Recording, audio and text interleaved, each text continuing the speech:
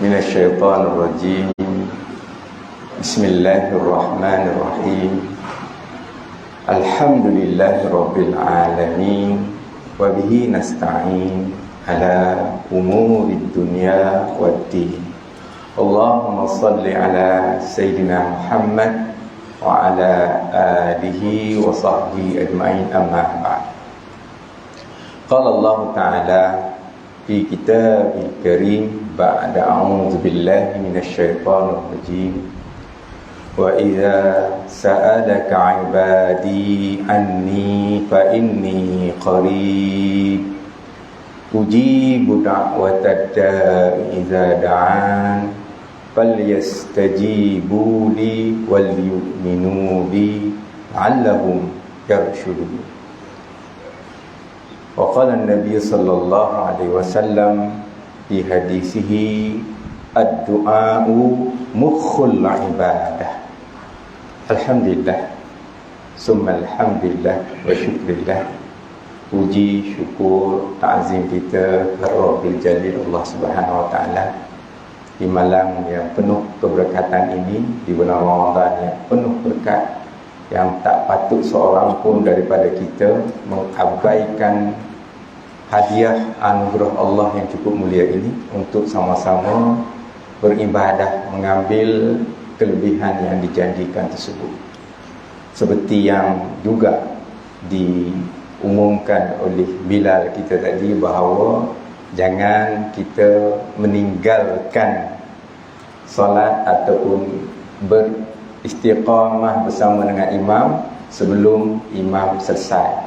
Sebab disebutkan dalam hadis Nabi sallallahu alaihi wasallam, innahu man qama ma'al imam hatta yansarif kutiba lahu qiyamul lailah. Itu pentingnya kita memahami untuk berterusan bersama imam.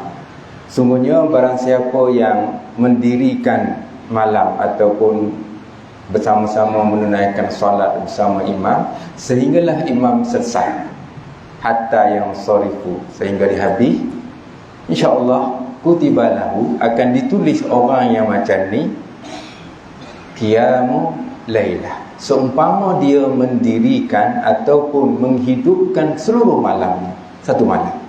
Saya kira memang kita tak mampu untuk qiyam ataupun buat solat malam sampai ke pagi kan. Kalau dia mampu, alhamdulillah kalau mampu kan.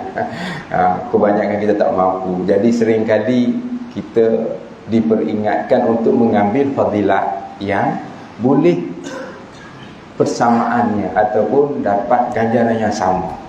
Jadi jangan sesekali, sebab ada maksud salah faham di kalangan kita yang nak balik ke rumah buat solat witir dan sebagainya di rumah tidak bersama dengan imam, rugi. Jadi jangan kita amalkan perkara tersebut kecuali kita beristiqamah bersama imam. Kalau nak bangun malam nanti witir tak payah buat lah, buat solat-solat sunat yang lain yang masih banyak yang boleh kita lakukan, insya-Allah. Okey, itu mukadimah sebab memperingatkan. Walaupun tajuk saya tadi diberikan berkaitan doa.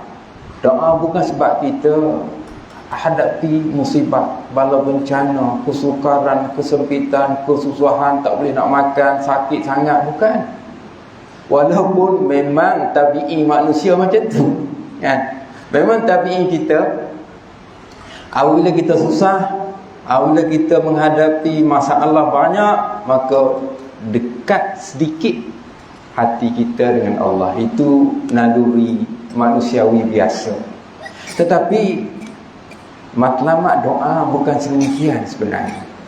Itu dikatakan doa itu adalah untuk kita bersyukur kepada Allah sepenuhnya.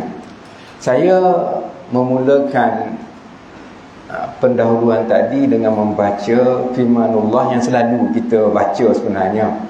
Dan amat-amat penting untuk kita fahami bahawa ayat yang saya bacakan ini berada pada kedudukan berhubung dengan puasa. Ayat yang lebih awal 185, 186 berkait dengan puasa. Sama ada kita mulakan dengan ya ayyuhallazina amanu kutiba alaikumusiyam sampai akhir. Kemudian diikuti dengan syahrul ramadhan allazi unzila fihi alquran. Yang juga cerita pasal turunnya Al-Quran di bulan Ramadan. Kemudian turun ayat ini ataupun tengah-tengah tu ayat ini wa idza sa'alaka ibadi. Dan apabila hamba-hambaku bertanya kepadamu ya Muhammad sallallahu alaihi wasallam tentang aku Allah, maka kata Allah, jawablah. Bertanya tentang aku untuk mereka ini meminta ke, berdoa ke, wa idza sa'alaka ibadi anni fa inni qarib, sungguhnya aku amat dekat dengan mereka. Dan dalam ayat yang lain disebutkan dekatnya Allah dengan kita itu lebih hampir daripada hablil warid kita, urat leher kita. Saya bercakap ni keluar urat leher kan. Dekat dengan urat leher kita, hablil warid kita. Dan disebutkan uji budak wa tada'i zadah, aku akan mengistijabahkan, iaitu memakbulkan dan juga menunaikan permintaan dan permohonan mereka ini. Iza da'an, sebaik saja mereka berdoa, angkat tangan memohon apa yang kita nak daripada Allah Subhanahu wa taala. Falyastajibu, tapi memang Allah syaratkanlah, nak Allah terima itu hendaklah kita mematuhi lah kan. Nak istijabah, Allah nak jawab, Allah nak terima itu hendaklah kita ikut sunnah, patuh apa yang Allah tentukan dan juga perintahkan. Begitu jugalah dengan wal yu'minu bi, maknanya beriman dengan apa yang Allah tentukan dan juga patuh berdasarkan kepada perkara tersebut. Dengan itu kamu akan berada pada jalan yang benar, jalan yang lurus. La'allahum yarshudun. Saya baca ayat itu kerana selepas ayat itu balik pula ayat tentang Ramadan, iaitu uhilla lakum lailatus siyamir rafasu ila nisaikum. Ini ayat ada sikit isu, tak boleh saya tak nak bincang, tapi saya nak orang kata kaitkan dengan ayat ini berhubung rapat. Saya nak sebutkan dengan Ramadan. Itu kuatnya Ramadan dengan doa, hebatnya Ramadan dengan pemakbulan doa. Sebab itulah kalau kita tengok, apabila kita cerita pasal Ramadan, maka disebutkan dalam hadis-hadis yang lain yang banyak tentang salah satu la turaddu da'watu, 3 golongan yang Allah tidak akan tolak permintaan dan permohonan mereka. La turaddu da'watu, permintaan dan permohonan. Ayat ini memang dia kaitkan dengan beberapa perkara lain. Satu, al-imamul adil, imam yang adil. Yang kedua, berkait dengan as-saim, kita lah yang berpuasa, mereka yang berpuasa, hatta yuftir ataupun hina yuftir. Sebab itulah seringkali kita tekankan sewaktu kita berpuasa, doa amat-amat mudah untuk Allah makbulkan. Kan? Dalam sambungan hadis ni dia panggil satu lagi da'watul mazlum. Jangan sesekali kita menzalimi orang, kerana doa orang yang kena zalim, apabila dia angkat tangan mohon kepada Allah, Allah akan sebutkan bahawa dalam ayat hadis ni kata diangkat kepada fauqal ghamam, diangkat sampai ke atas, maka tidak ada hijab seolah-olahnya begitu, hatta hin, sehinggalah sekejap lagi Allah kata dia akan makbulkan. Itu cerita pasal ketiga golongan yang disebutkan sebut. Okey, sekarang kembali kepada doa tadi. Kita berdoa kepada Allah Subhanahu Wa Taala sebenarnya lebih kepada kita mensyukuri akan nikmat-nikmat Allah, hatta sekalipun sewaktu kita diuji, sewaktu kita susah, sewaktu kita mendapat musibah, sewaktu kita mendapat ujian yang berat. Sebab doa sebenarnya dari sudut Islam, sebab itu saya sebutkan dalam hadis yang saya baca mukaddimah juga, sebab ayat yang saya kata ad-du'a'u mukhul ibadah. Doa itu dipanggil sebagai otak. Kalau otak ni maknanya kepala ataupun tempat yang paling tinggi lah, mukh. Doa itu adalah kepala kepada ibadah. Kita ni kalau tak ada kepala tak hidup kan. Kepala lah yang sebab itulah kita di muka ni lah segala-galanya. Kenapa kita malu, kita tutup muka? Kenapa tak tutup punggung? Kan? Sebab malu datang dekat depan. Sebab kat depan ni lah segala-galanya kan. Dan sebab itulah ibadah disebutkan di sini, kita punya doa itu sebagai kepala kepada ibadah kita. Sebab itulah dalam makna sebenar solat itu adalah ad-du'a dari sudut pengertian. As-solatu bermakna ad-du'a sebenarnya. Sebab itulah dalam segala ibadah kita, sama ada puasa kita, haji kita, zakat kita, sebenarnya terkandung secara tidak langsung dalam itu adalah ad-du'a.